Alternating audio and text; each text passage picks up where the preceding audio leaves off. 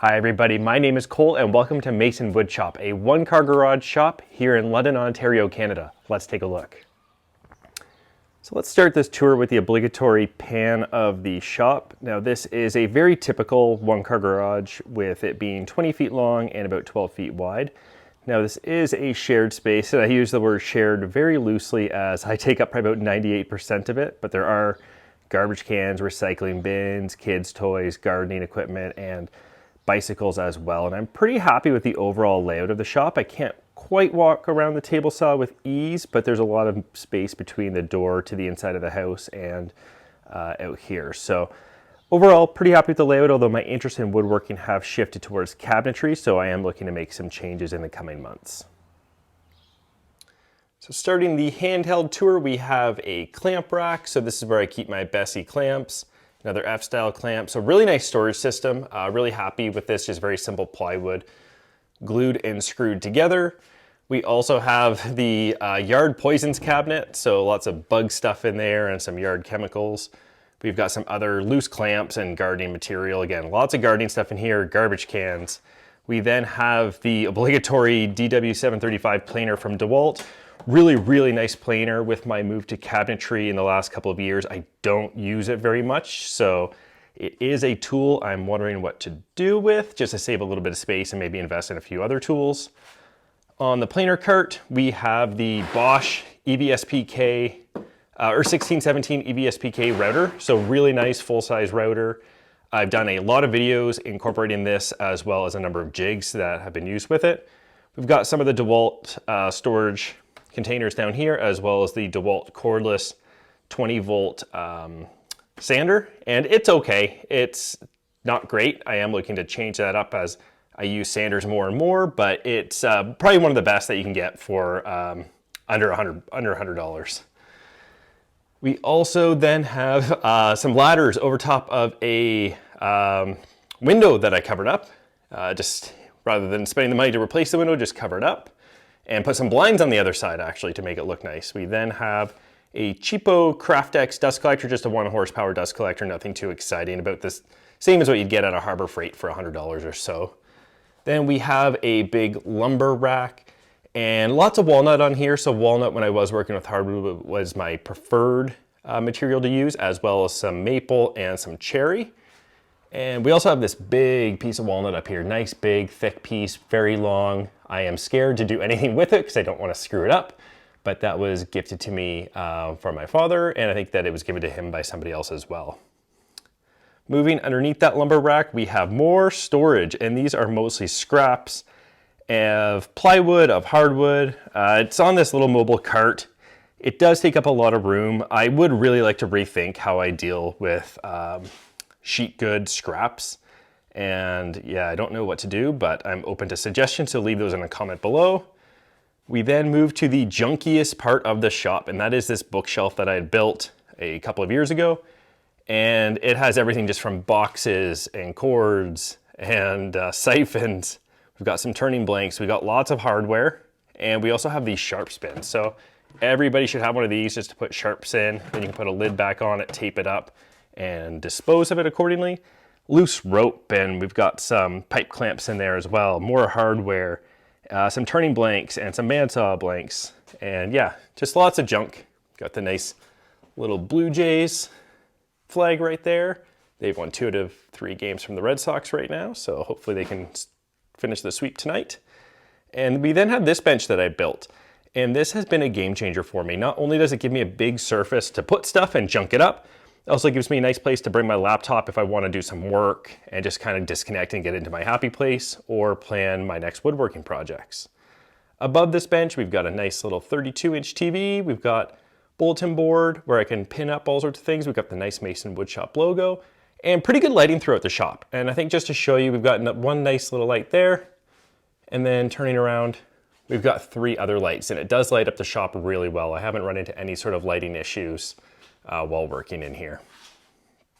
Now moving to the bench itself, we've got a DeWalt cordless radio, we've got charger for the DeWalt system, we've got charger for my 12 volt Bosch system, and we've got lots of pens and pencils, and my daughter loves drawing on these little boards, so it's nice to give her some of those scraps. And below we have a couple of things over here that are interesting. So we've got the Veritas compact router table. And this is a really nice little router table. I've done a video on it as far as an overview, and I am planning to do more of a full review video soon, as I have used it a handful of times. Underneath that, we have my cordless DeWalt track saw. So this is the 60 volt cordless track saw, and I use it fairly often in my cabinet making, but I am looking to change up a little bit to get a little bit more reliability and cleaner cut, better dust collection. So I am looking to move to Festool for this. So stay tuned for some future videos on that potential move. Then speaking of Festool, we do have the storage system, and these are the Sys3 Systainers. And I bought these as part of the limited edition pack that had 5 Systainers at an okay price, still very expensive. But we got some nice cabinetry hardware in this one. We've got jigsaw and oscillating tool in this. And here we have one of the more frequently used tools when it comes to finishing my projects. And that is the DeWalt 20 volt cordless trim router. And really handy, I do have a number of accessories for it. Yeah, nice little router, sometimes a little underpowered. So I am looking to make a little bit of a move there. I'm not exactly sure what to get yet. And underneath that, we have a relatively controversial tool, but I am mostly a cabinet maker now. So this is a pocket hole jig. And so yeah, this is the 720 Pro from Craig, and it does see a decent amount of use for me. And it's held up pretty well despite my original review not being thrilled with the quality change from the K5, but it is a tool that I basically build all my drawers out of, and a number of pieces of the cabinetry actually come together with this and glue, and I have never had a pocket hole joint fail. So I'm gonna continue using that as much as I can. And let's move to the drawers. So lots of drawers here, lots of storage. Top drawer, lots of measurement tools, layout tools. We also have some like general household hand tools. Got the nice marking gauge from Veritas. I am very, very fond of this mallet from Halder, so I should put a link in the description for that. But another thing that I'm very happy with are these eye gauging tools. And not only these squares, but also, let's see if I can do this one-handed. There, these little guys. So very happy with these. Very, very good quality. Not quite woodpecker's quality, but not that far off and at a fraction of the price. So very happy with those. We then get into some more cabinetry hardware. We've got some clamps, some screws, some jigs. Not a huge fan of these jigs, but they can work in a pinch, especially if you're doing cabinetry for laundry rooms or workshops or that sort of thing. Got some little hand saws. Moving down, we've got a lot of router accessories. So I have too many router accessories and they're not really organized for both the Bosch 1617 EVS PK as well as the DeWalt 20 volt. Got some 1/2 inch router bits there, 1/4 inch all over. We have some nice Stanley Sweetheart chisels. We've got some junky Mastercraft chisels that I use for all those times when you shouldn't use a good chisel. Moving down, so this is more general household type stuff. So we've got air nailer, we've got grinder, we've got staples, a lot of mudding supplies, that sort of thing. And the bottom drawer, continuing that junky discussion, this is just a pit of junk. Not junk, no, the stuff in here isn't junk, but it's just not organized. So I have some packages for stuff that I don't really need to keep. And then, yeah, everything from jacks to edge guides for the router. So this Bosch router guide's pretty good. We have a nice corner clamp. We've got dado stack. We've got more boxes and some jig hardware. So that's all in there. And then just looking at this wall over here, we've got the track for the DeWalt track saw. We've got some sawhorses.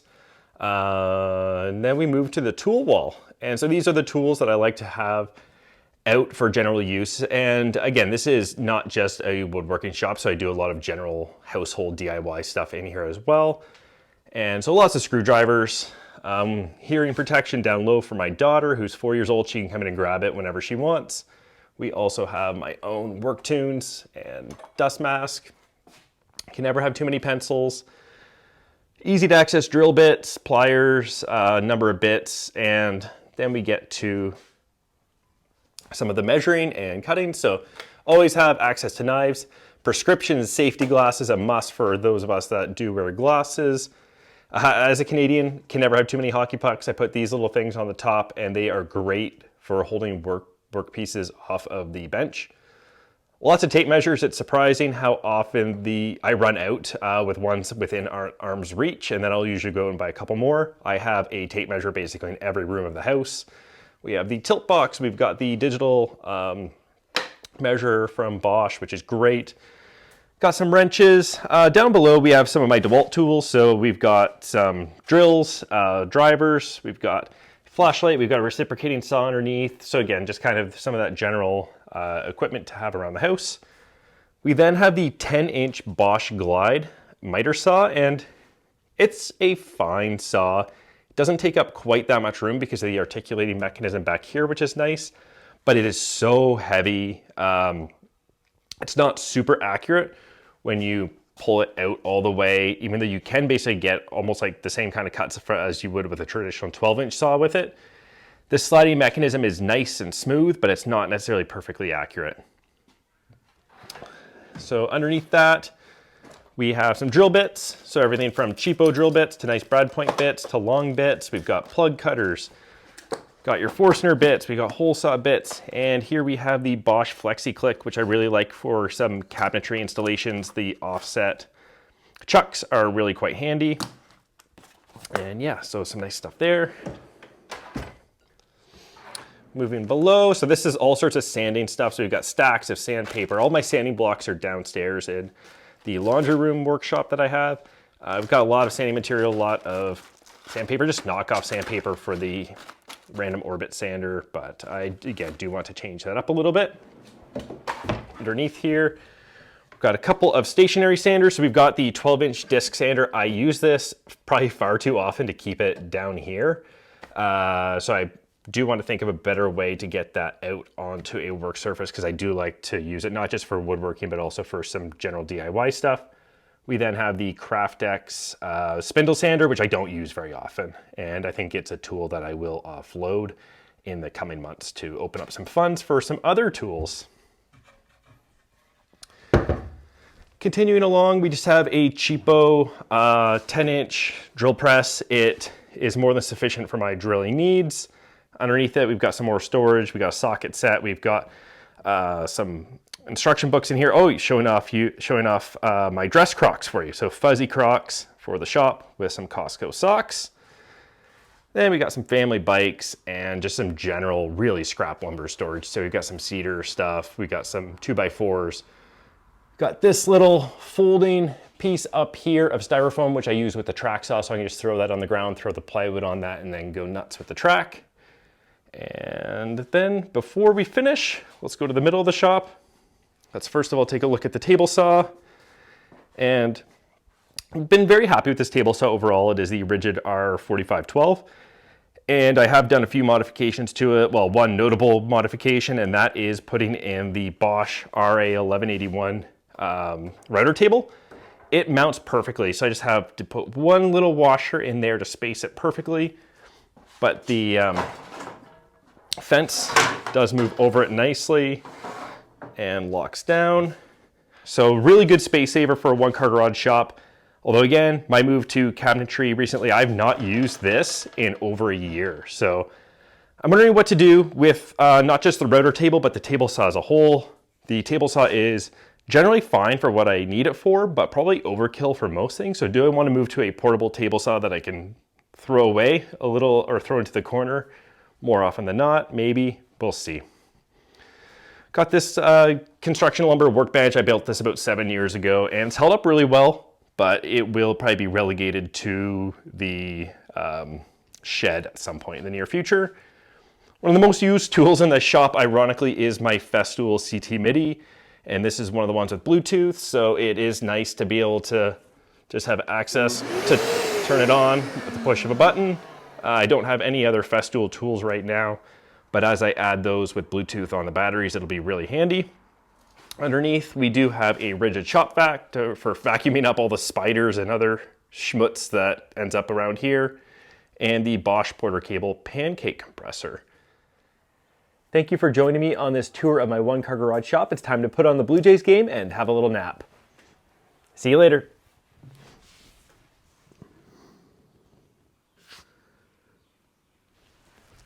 That was ridiculous.